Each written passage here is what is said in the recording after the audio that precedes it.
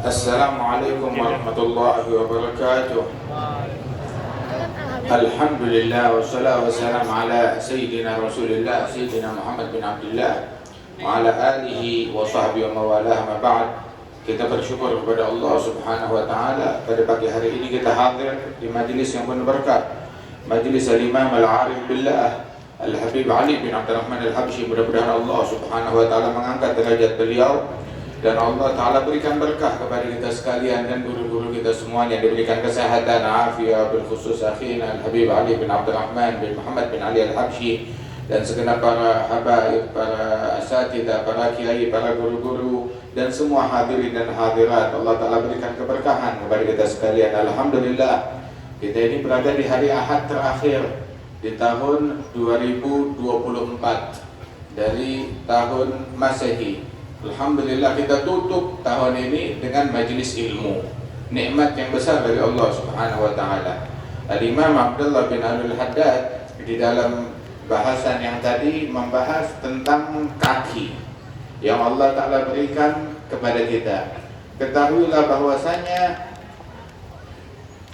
Allah Ta'ala menjadikan kita manusia untuk dinas di muka bumi ini, menjalankan tugas pengabdian kepada Allah Subhanahu wa taala. Dan Allah Ta'ala bekali kita dengan anggota tubuh. Anggota tubuh manusia yang dipakai untuk taat atau maksiat itu ada 7 bagian, yaitu adalah mata, telinga, lisan, tangan, kaki, perut, dan kemaluan. Itu ada 7. Dan pintu neraka jumlahnya ada 7. Laha sab'atu abwab. Pintu neraka itu ada 7. Dan setiap pintu itu udah ada jatahnya sendiri. Yang maksiat dengan salah satu daripada anggota tubuh yang 7 ini masuk ke dalam neraka melalui pintu tersebut. Waliyadzubillah min dzalik. Adapun pintu surga ada 8. Pintu surga ada 8. Kenapa? Sebab di surga selain dicapai dengan anggota tubuh yang 7 ini, dicapai lagi dengan satu anggota yang lain. Apa? Hati manusia. Hati manusia. Wahakala. Orang kafir yang masuk neraka hatinya bagaimana? Orang kafir nggak punya hati. Waliyadzubillah min dzalik. Nggak punya hati, nggak punya sanubari. Waliyadzubillah, sebab nggak ada keimanan. Kalau dia punya hati, dia bakal beriman kepada Allah Jalla Jalaluhu wa Ta'ala 'azamatuh. Tidak berakal, tidak berhati. Nah, ketahuilah bahwasanya setiap anggota tubuh yang diberikan oleh Allah Ta'ala itu ada SOP-nya, ya, ada standar operasionalnya, dipakainya mana yang boleh, mana yang nggak boleh. Mata kita dipakai bolehnya untuk apa, terus nggak bolehnya dipakai untuk apa. Apa yang boleh, apa yang nggak boleh dilihat oleh mata. Begitu juga lidah kita. Lidah kita dari siapa? Dari Allah. Allah yang menciptakan lidah kita. Lidah kita milik Allah, dipinjamkan untuk ngebantuin kita menerjemahkan apa yang ada di dalam benak kita, di dalam hati kita. Milik Allah. Dan Allah Ta'ala mengatur, ini lidah boleh dipakainya untuk apa, dan dilarang digunakan untuk apa. Ini lidah milik Allah Ta'ala, dipinjamin buat kita. Kemudian juga Allah Ta'ala berikan kita telinga untuk mendengar. Telinga kita dari Allah, pendengaran kita dari Allah. Milik Allah Subhanahu wa Ta'ala yang Allah Ta'ala pinjamkan untuk kita, memfasilitasi kita di dalam pengabdian, misi pengabdian kepada Allah Ta'ala. Ada standar operasionalnya. Boleh dipakai untuk apa telinga tersebut dan nggak boleh dipakai untuk apa. Nah, intinya segala hal yang haram untuk diucapkan, haram untuk didengar. Hal yang haram untuk diucapkan, haram untuk didengar. Saya nggak ngegosip, saya cuma ngedengerin. Sama, haram. Kata Nabi, al-mustami' ahadul mughtabain. Pendengar adalah salah satu dari 2 penggosip. Kemudian juga dusta, haram untuk diucapkan, dan juga kalau kita tahu itu dusta, haram untuk kita dengarkan. Begitupun juga cacian dan makian, kita haram mengucapkannya. Mendengarkan cacian makian, pergi keluar. Loh, tapi caci makinya terjadi di majelis, bangun, tinggal, jalan, biarin. Nggak enak sama depan ustadznya, bukan ustadz, berdiri, tinggal dia. Kalau dia ustadz, dia nggak bakal mengajarkan caci maki, nggak bakal mengajarkan ghibah, nggak bakal mengajarkan namimah, adu domba, nggak bakal mengajarkan untuk merendahkan muslim lain atau mengajarkan kedengkian dan kebencian kepada orang lain. Nah, kemudian juga Allah Ta'ala berikan kepada kita perut. Apa yang boleh dimasukin dalam perut kita, apa yang nggak boleh kita masukin dalam perut kita. Sampai kemaluan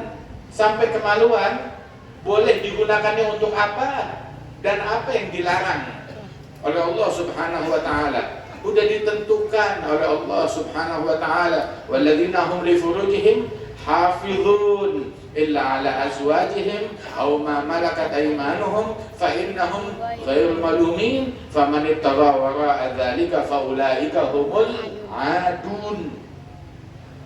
Yang menggunakan kemaluannya lain dari apa yang dibolehkan, maka dia adalah orang yang udah melewatin batas. Ta'addal hudud. Diatur bagaimana cara penggunaannya. Kemudian juga termasuk tangan kita. Boleh dipakai buat apa dan apa yang dilarang dilakukan oleh tangan. Dilarang tangan tersebut untuk mencuri, mengambil atau memukul muslim lain, ataupun juga bersalaman dengan yang bukan mahram. Itu disebutkan bahwasanya Rasul sallallahu alaihi wasallam perangannya beliau lam tamas yaduhu yadam ra'atin ajnabiyatin qat. Tangannya enggak pernah sentuhan dengan yang bukan mahram. Kemudian juga Rasul sallallahu alaihi wasallam la yadrib musliman wala hayawan. Beliau enggak pernah menggunakan tangannya untuk memukul muslim, bahkan hewan ataupun manusia ataupun budak hamba saya, kecuali kalau itu dilakukan di dalam rangka jihad fisabilillah. Lain daripada itu dia nggak gunakan tangannya buat hal-hal yang nggak baik. Sallallahu alaihi wasallam. Maka disebutkan la yaqulu wa la yaf'alu illa ma'rufa, nggak berucap, nggak berbuat kecuali hal-hal yang indah. Begitu juga kaki yang menjadi bahasan kita pada pagi hari ini, kaki yang diberikan oleh Allah Subhanahu wa Ta'ala. Dan kaki ini untuk membantu kita berpindah dari satu tempat ke tempat yang lain, menjalankan kehidupan kita di muka dunia ini dalam rangka pengabdian kepada Allah Subhanahu wa Ta'ala. Dimudahkan kita dengan kaki ini. Pakai kaki ini untuk hal yang diizinkan. Syukurin nikmat dari Allah Subhanahu wa Ta'ala. Bagaimana mensyukuri nikmat? Dengan menggunakan nikmat Allah untuk ibadat. Atau kalau nggak bisa kita lakukan itu, jangan digunakan untuk maksiat. Kalau kita gunakan nikmat Allah untuk maksiat, berarti kita sudah melakukan kudeta, pemberontakan kepada Allah. Kita diberikan nikmat, sama kayak orang tua memberikan anaknya, nih motor, atau kita kasih hadiah kepada seseorang, nih mobil. Mobil itu dipakai untuk melindas anak kita. Kan namanya kurang ajar. Begitu juga ketika difasilitasi dengan sesuatu, fasilitas tersebut disalahgunakan untuk ngejahatin diri kita sendiri atau ngejahatin orang lain ataupun pemberi nikmat tersebut. Nah begitu juga nikmat dari Allah, mata dari Allah kita pakai buat melanggar Allah, menentang, memberontak kepada Allah. Kaki kita pakai buat memberontak kepada Allah. Makanya sejahat-jahatnya pengkhianatan adalah pengkhianatan kepada Allah Subhanahu wa Ta'ala. Berkhianat kepada Allah itu adalah pengkhianatan yang terbesar. Pengkhianat negara dahsyat, tetapi berkhianat kepada Allah lebih jahat lagi, lebih keji lagi. Waliyad billah min dzalik. Sehingga disebutkan oleh Allah Subhanahu wa Ta'ala, inna aradna al-amanata 'ala samawat wal ard wal jibal fa abaina an yahmilnaha wa ashfaqna minha wa hamalaha al-insan innahu kana zaluman jahula. Amanat ini kami tawarkan, dipikul oleh langit. Langit bilang, kita menolak penawaran tersebut. Bumi menolak penawaran tersebut. Gunung menolak penawaran tersebut. Lantas kami paksa tanpa kami tawarkan, langsung kami pikulkan kepada manusia. Sungguh manusia yang bodoh, yang gak tahu dan gak menghargai betapa agung dan betapa besar amanat yang dipikulkan oleh Allah Subhanahu wa Ta'ala.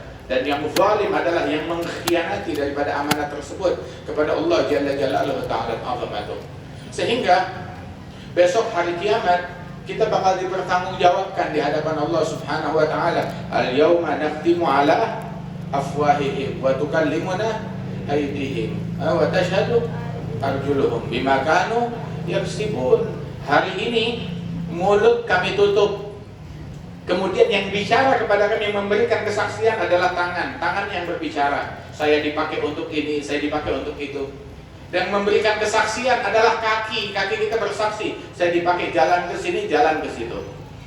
Nah karenanya itu, jangan sampai tangan kita, kaki kita memberikan kesaksian yang memberatkan kita di pengadilan Allah Ta'ala.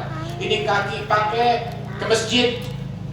Allah Ta'ala, Nabi bilang di dalam hadis, Bashiril masya'in fil zulami ilal masajid bin nurid tab yawmal qiyamah. Beri kabar kepada orang yang berjalan menuju masjid di kegelapan malam, besok hari kiamat Allah Ta'ala anugerahkan cahaya yang sempurna bagi mereka. Pakai ini kaki untuk ke masjid.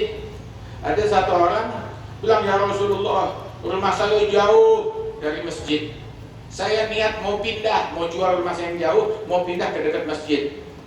Nabi bilang, untuk mengajarkan kepada orang tersebut, agama tuh gak kaku.